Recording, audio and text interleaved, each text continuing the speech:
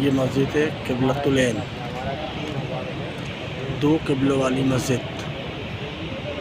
एक किबला ये रहा,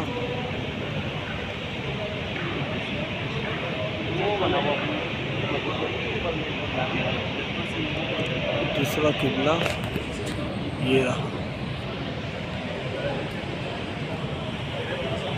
यहाँ जो दुआ मांगी जाती है कबूल की जाती है।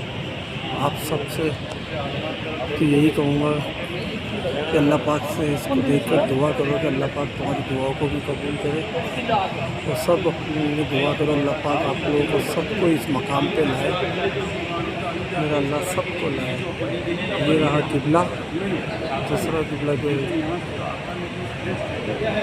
पहला किबला